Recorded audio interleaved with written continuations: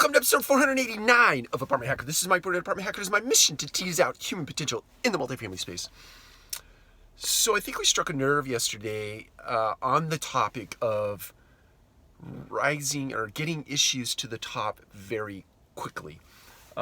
Funny side note, my son was kicking a soccer ball in the basement last night and he busted a pipe.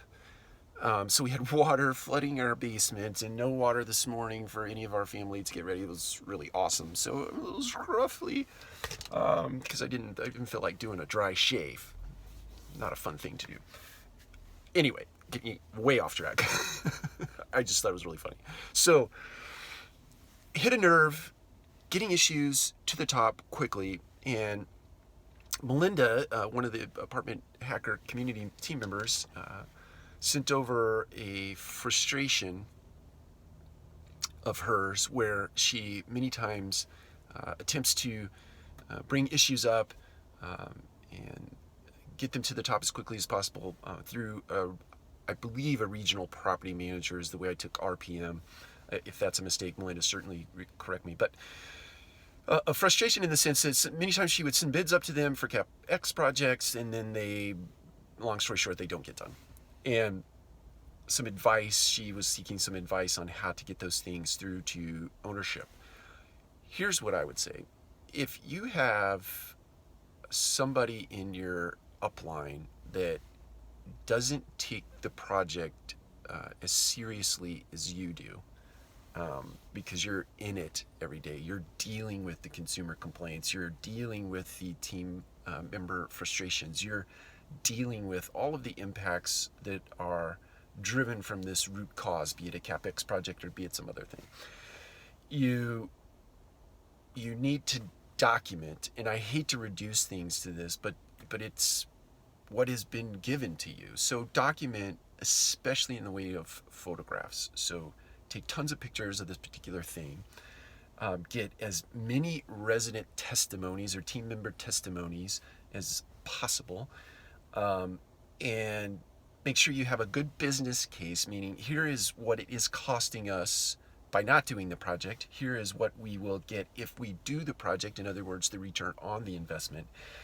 And then go to work on a drip campaign, meaning just like you would market apartments to people through consistent and constant messaging, right? Be it through online ILSs or through social channels or whatever mechanism or medium you're using to get your apartment advertising messages out there. Go to work with a drip campaign marketing this particular project that you need to get done to the regional property manager. Every day, send him a piece of content. Every day, send her a piece of content. And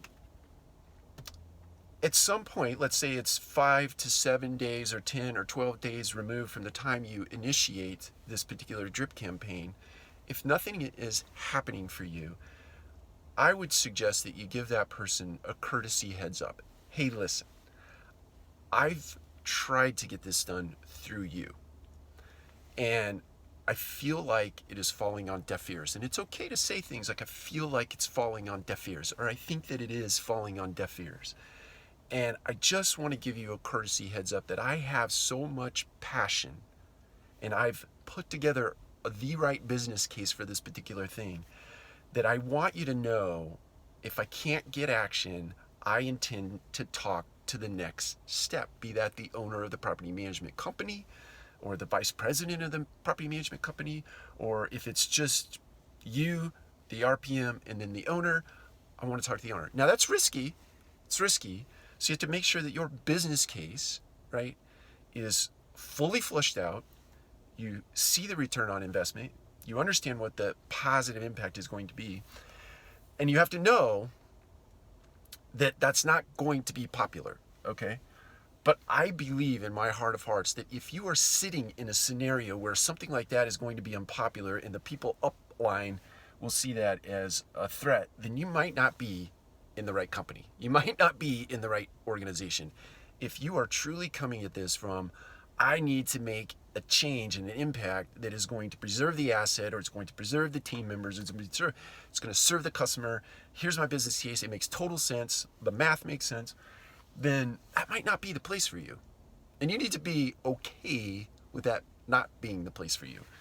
But it doesn't mean you shouldn't go for it. Just understand there is a downside consequence, but many times on the downside of adversity are the seeds of greatness. And guess what? You'll move on to something better for yourself. So that would be my advice. And I hope that works for you. Take care. We'll talk to you again soon.